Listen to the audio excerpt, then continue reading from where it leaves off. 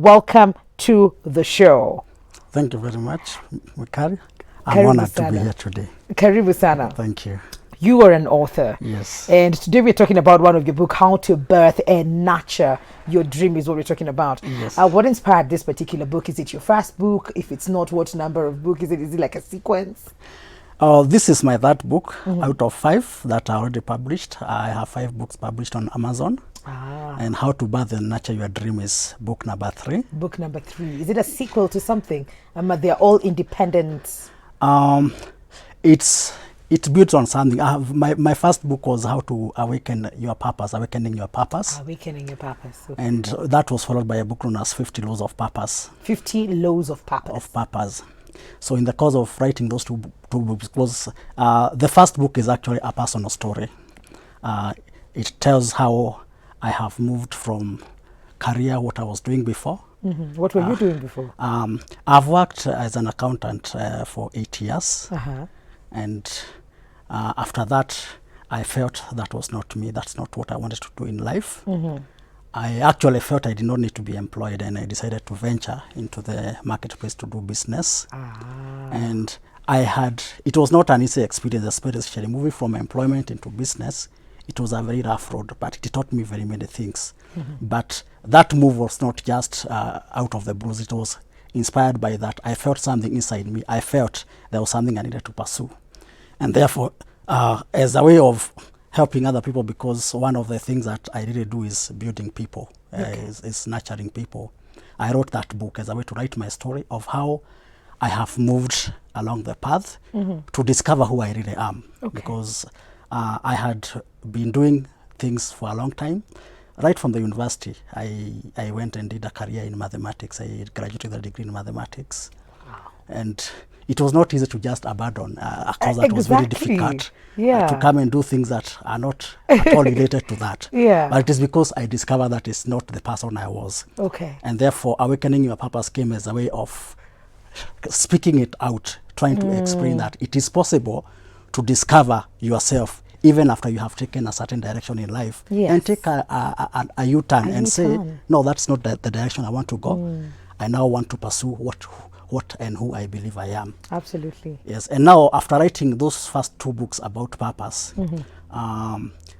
because I do a lot of training and consultancy, and I have interacted with a lot of people, and I've discovered that most people have an idea of who they are, but they don't know how to get there.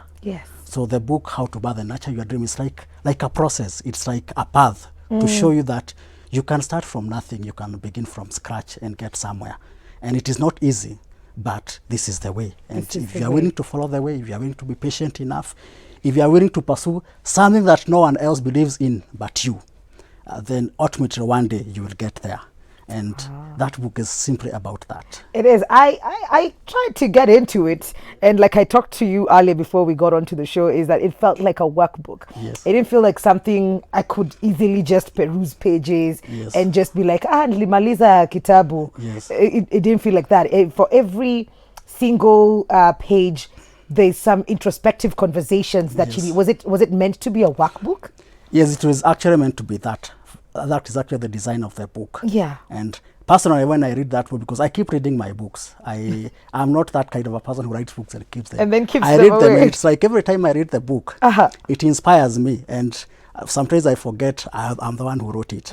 Because basically what's supposed to be is that it's supposed to, in every page you will find that it's like you are being taken to a moment of self-reflection to really ask yourself whether what you are doing is really what is the best for you to do. And also to ask yourself, is how I am doing things the best way? So there's a lot of personal reflection, and I've discovered even when I'm reading that book, I have to pause many times, although I'm the one who has written it. And many people who have read have engaged me and told me that this book is just too deep. I don't even know when I'll finish it. Sometimes you feel like I felt like I needed somebody else to just be asking me or help me find the answers to questions that I'm supposed to be asking myself. So you had answers for yourself when you were writing this book, but every time you read it, you have different answers? I have different answers because every time it causes me to ask myself questions. And you see, every day you ask yourself questions, you realize yesterday you answered a question which gave birth to another question that you need to answer today. Yes. Every day you are growing, every day you are improving. And actually this book is supposed to push you to that path of self-improvement, daily self-improvement. And it is a personal goal I have set to have daily personal improvement. And it is also something I challenge to people who read my book and people out there. That's basically what I do, challenging people towards self-improvement. Okay. Until you achieve that which is really you. How to birth and nurture your dream. You know, Yes. we're being told dream big. Yes. Keep dreaming. If you're not dreaming, you're not living. What Yes. is your dream? What does your dream look like? Yes. But then there's so much more to that, and you talk about it in the book. Yes. There's so much more than just dreaming. Yes. And there are different categories that you've put out there that you need to understand what we are products of and the things that we need to set out if your mindset is ready Yes. to embrace or grow ideas. Yes. What is that process? Let me first of all start by saying that many of us do not pursue our dreams. Although, because a dream is something that is inside of you, which you first and foremost have to discover. Yes. And then get on the path of nurturing it and growing it. What many of us do, and have also been a victim, is to fall into a system. Okay. Your parents know how the person they want you to be. They take you to school. The school grooms you to be a kind of a person. You are taught to work very hard, go to the university, get a good career, get a good, well-paying job, and be successful in life. Yes. So many of us fall into the system. Unfortunately, we have a lot of frustration because if what you are doing is not who you really are, it's like what we used to say, working against the grains. So when you are working against the grains, you realize that you could be successful in real world terms, but you're not a happy person, you're not fulfilled. You don't enjoy what you do. And every day is a day of frustration. People have struggled their entire lives going to work because in the first place, they don't like what they do. So it means that the only way you can like what you do is when you do something that is related to who you are. You are using your own talents, because we have talents that you have to realize. Yeah. And then your own passions, because many people pursue passions as a hobby, as opposed to pursuing passion as the real thing that occupies you from morning to evening or through your entire life. And I really go through people's resumes because this is an area where I consult and help people to make their CVs better. And you realize that what people have put in the hobbies section is probably who they are. But somebody is working an entire life trying to build a career that is not who they are. And therefore, they have very little time to pursue their passions, and the rest of the time to pursue who they are not. But when you discover who you are, and it doesn't matter what you did in school, I've given my personal experience that I am a graduate of mathematics from the University of Nairobi, but I have never practiced it. I have never been done any job. In fact, I majored in statistics. I've never done that. I found myself doing other things. And even along the way, I diversified into accounting and became an accountant. That was close to math. Yes, it was close. I was still I was somehow getting out, but still got to something close to that. In there. But one day I realized even that is not me. But I am happy that you talk about it's okay to take a U-turn. It doesn't matter what point in your life. It doesn't matter what it is that you study. It doesn't matter what path has been set out for you. You grew up being told you can be this, you will be this, you will be this, do this and this and this and this and this. You can take a U-turn and be whatever it is that you find within you. So it needs to come from inside. You need to know who you are, that you can follow or nurture that dream. We're taking a very short commercial break. We'll be right back. We still have Chris in studio, so don't go too far.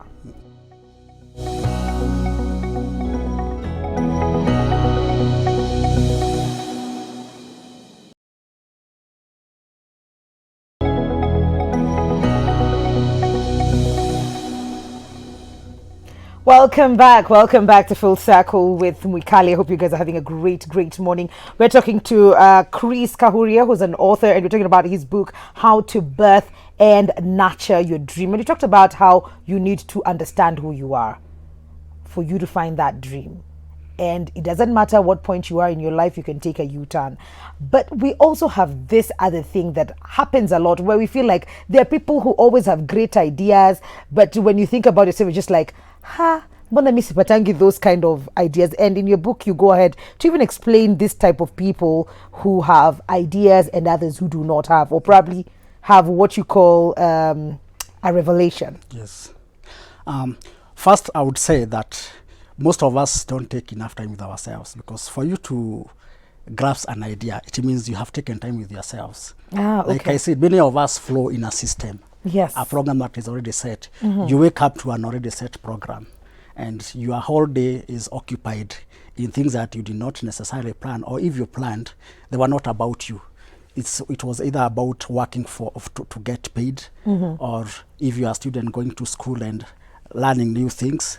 But rarely do we pause and take time with ourselves to really interrogate what is inside of us, because an idea comes because you have interrogated yourselves.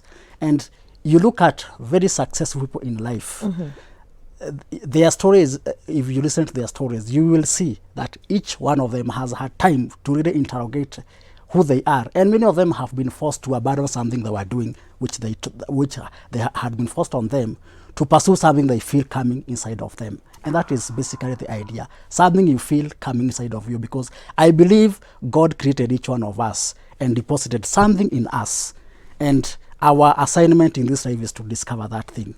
And unfortunately, you can walk through this life and never discover it, because you just decided to flow in a system.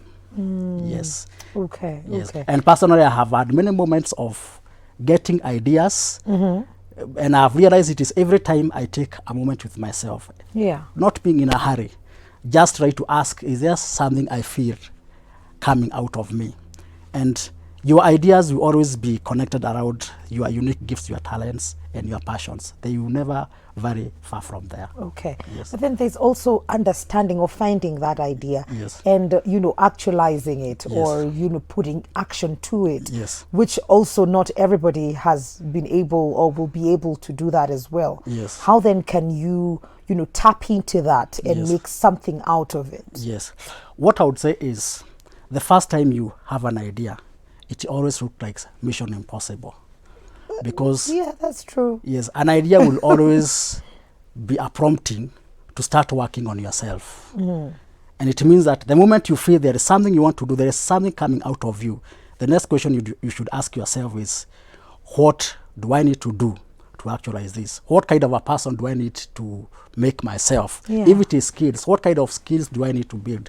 Because in that book, there is somewhere I have said that many people have been disqualified from their own dreams because they were not adequate. You have a dream, but you don't have the skills. Personally, in the course of writing books, I have had to pause and build skills. I've realized that if I'm not very good in typing, for instance, if I don't work on my typing skills, I'll have to rely on someone to do it for me. Yes. That will slow the process. I've had to build a lot of career, including skills to read and concentrate. It's things I have to do, because if I have to write, it means I have also to read. Yes. I have to learn how to concentrate. I have to learn how to process. It is something I train myself to do. So when you have an idea, the next step you should ask yourself is, am I already adequate for what I feel I want to do, or do I feel inadequate? If I feel inadequate, that does not mean that it is not the right thing to do. It means you need to ask yourself, what do I need to do to make myself the person who will pursue this? Okay. Yes. Okay. And some ideas just die. Yes. You have them, and you mentioned something about having the womb to carry this Yes. this dream, and Yes. if you're able to see it to the end, you start and then Yes. somehow you feel, is this determined also by other things around you, or is all of this innate? One of the statements that comes at the beginning of that book is that we are products of nature and nurture. Yes. There are some things that are inborn inside of us, which we may not need a lot of effort to even bring them into actualization. And people who pursue their passions, as opposed to flowing in a system, actualize earlier in life than others. So you may find yourself, there are things that you can do with ease, and things that you can do with ease are the things that you should build on. But then there is also the aspect of nature, the environment, the environment in which you are raised. Some people have been forced to get out of a certain environment because it was not conducive to the people they want to be. So the environment plays a key role in making you the person. And I think if you compare Africa and the rest of the world, you realize that it is not that we don't have very talented people in Africa, as opposed to places like the West or China and the like. We have equally talented people. A lot of Kenyans who have been exposed to better environments have excelled. We have seen Kenyans excelling all over the world just because they were exposed to a better environment. And in my book, there's somewhere I've talked about the law of exposure. Yes. Sometimes when you feel that this is the path I want to pursue, you need to expose yourself to that kind of an environment that can make you that kind of a person. Okay. So, and then there is also the aspect of nurture, where you decide to take a personal initiative to work on yourself. So, and even when you're going through school just put knowledge into you. But when you discover that this is the kind of a person I want to be, regardless of what you learned in school, you have to ask now, to now ask yourself, now, what personal initiatives do I need to take to improve myself? And I started by saying that life is a journey of daily self-improvement. You have to keep asking yourself what better you can do today than you did yesterday, which means every day you have to ask yourself, what can I learn? Which skill can I acquire? What kind of people do I need to interact with who can help me get here? And life is not a lone journey. You can't go it alone. When you want to pursue a different line, you have to start exposing yourself to minds that are already doing that, to environment where that is already being done. And along the way, you'll be learning by observation, you'll be learning by studying, you'll also be learning by practice. That's true. Yes. That's true. And you also talk about when you start growing your talent, when you start working on it, or your ideas and your dreams, there are a few tips or things that you should take into consideration as well when you're on that journey, so that you also safeguard what it is that you are trying to put out to the world. Yes. Okay. First, most important thing, which I've already said, is you need to know the kind of environment you are in. Yes. Some environment are not conducive for you. And for many things, even something as simple as a plant. Some environment are not conducive for different kinds of plants, different kinds of animals, and different kinds of people. You will have to ask yourself even whether the people you are with are the right people to be with. Because a lot of people have dreams that have been killed through peer pressure. People are trying to push you into something else. They don't have the same vision as you do. People, they don't share in your dream. No. And one great author I admire, known as Napoleon Hill, talks of something he calls a mastermind alliance, which simply says that when you are pursuing your dream and you are pursuing something, you have to even ask yourself the kind of people you relate with. Build something he calls a mastermind alliance, which means you have to ask yourself the people you interact with on a daily basis, whether they are the right people. Sometimes you have to make a very firm decision that I am not in the right company, I will disengage.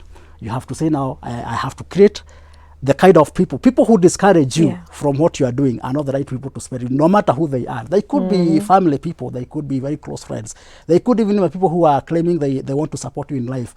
But if they don't believe in what you are doing, they don't believe in your dreams, they don't encourage you, they don't speak life into what you are doing, they are not the right people to be with. You'd rather be with a stranger who speaks something into you than being with a person you call family or friend who discourages you from the thing you feel is what you need to pursue from every turn. Yes. Which is true. Yeah. You also mention growing in secrecy. Yes. And you mentioned some of the biggest brands in the world that we have got no idea to date what is put in there. We still consume, but we have no idea because that particular recipe or ingredient has been in secrecy for all these years. Yes. There is something that is really becoming a big problem to many people, especially young people. A celeb mentality, where you want to be seen, you want people to feel you, and therefore you don't differentiate between what belongs to you and what belongs to others. Because when you are pursuing a dream, we have already said that it begins from inside of you. Yes. There are aspects of that dream that must remain with you, and there are others that you can share with others. Because I've personally had experiences where something that I believed I want to pursue has been stolen by somebody because I felt I needed to feel I am the leader. Yes, I am William say. So you want to show people that you are a very creative person. Yes. And you want to freely share what you think, what you want to pursue, without knowing that you are probably exposing what you want to do to somebody who is better placed than you to do Yeah. it. And very big talents have been stolen because they have been taken by people, because especially when you start pursuing a certain dream, you are always inadequate. You may not even have the resources. You may not have the networks. You may not have what it takes at that time. It is very easy for that idea to be taken by somebody who has the resources, the Yeah. networks, and what it takes. And you may end up not doing it, because once they take it, they crowd your space. Yeah. So there, you have to protect what you believe in to some extent, and you have to decide that what I share with people is what is related to either seeking ideas, seeking support, but I am the only person who knows who I want to be in life. I am the only person who knows what is burning inside of me. I don't want it to be taken away. So at what point do you share, Ama, you don't share at all? Ama, as you share, you know what you're sharing and what you're keeping. That's why I've said you have to start by even deciding what kind of people you want in your circle. Yes. So that you need to have people in your circle who can genuinely support you. A lot of people who may support you may not have interest in what you are doing. They are genuinely interested in supporting you. Some other people may be people you want to walk the journey with. And now that's why you have to be very careful, so that you go along with people who are willing to walk a journey with you, who are willing to let you be the leader in that vision, as opposed to people who want to take advantage of you. And a lot of young people, even in this country, have been taken advantage of by people they thought would be the people who would help them to actualize their dreams. But they have been taken advantage of and taken through shortcuts, and eventually dumped along the way. So it's important to keep these things to yourself. Yes, it's something that you have to internalize. Yeah. And sometimes why people even read and seek advice is because some things you don't know, you have to learn. Yeah. And you have to learn from the right people. And that's something that many people are not willing to do. Many people are not willing to learn. Many people are not willing to consult. Yes. Many people are not willing to open up when they need to open up. And you end up, sometimes that's why I say many people will end up not achieving their dreams, because they did not know even the right processes and mechanism to make that happen. And you are at a very advantaged position because you get to help people Yes. to walk and realize Yes. and walk the journey with them. This is something that you do. For anybody who's not, everybody out there who hasn't read this book, and I'm telling you guys, it's a workbook. You can't just read it the way you read a novel. It's not a novel, guys. It's a workbook where you take time to even think about yourself, ask yourself questions, even answers, the kind that makes you want to just pen down things. You're constantly just jotting things that you might want to read later or just go over later. So for anybody who's not read the book, what would be your take? What would be the one message that would, sort of like direct them to that? Yes. First, I would want to say that my books are available on Amazon. If you just go to Amazon Books and search Chris Kahuria, you will see I've already published 5 books. The others I'm working on, but five books are already there. In the course of the year, I'm hoping also to have them published in print, and definitely I will keep tagging along people to let them know when they are ready. Okay. Yes. So right now you can get on Amazon. I also share these ideas daily on my social media platforms. You can find me on Twitter at Chris Kahuria, on Instagram at Chris Kahuria, on Facebook at Chris Kahuria, and also on LinkedIn. You will find me there every day. There is not a single day that I don't share something, and a lot of people who follow me will agree with that. And I have had people who engage me on those platforms and even privately. And I would say basically, from morning to evening, I'm engaged in helping people. One of my books is about nurturing entrepreneurial skills. It's known as If You Mean Business, which was my 4th book, because I consult in entrepreneurship. And I have walked a journey with people who have started business from scratch and have seen them grow and become big business people. You should come back and you talk about that. Yes, definitely. I will very much read. It is one of the most interesting books I have written. Again, another workbook on people who want to do business and people who want to do serious business. And I'm in the process of genuinely helping people. And I think we don't have many people who want to genuinely help people. I want to genuinely help people. They can read my books. They can find me on my social media platforms and get information there for free, and engage me and get to learn a lot. And yes, I would really encourage people to. What are the social media handles so that they know what name to look out for? Instagram at Chris Kahuria, whether it is on Twitter or on Instagram, on LinkedIn, on Facebook. Just go and search Chris Kahuria, you will find me. You have such powerful pointers in that book. I definitely will work towards the end. Yes. Thank you so much for coming through. Looking forward to that Yes. conversation on entrepreneurship Thanks so much. soon. Yeah. Okay. Yeah. Sawa, guys. We're taking a very short commercial break. When we come back, we're talking about raising responsible kids. During the corona time, like this COVID 2020, we were all at home. We're taking care of our kids. We're used to having our kids in school, okay? Now we're at home, and so many things came up. Children, girls were getting pregnant, others ran away from home, others got into drugs and stuff like that. But whose responsibility is this? And wapi tulilegeza kamba? We'll be talking about that when we come back. Don't go too far. This is Full Circle with Mwikali.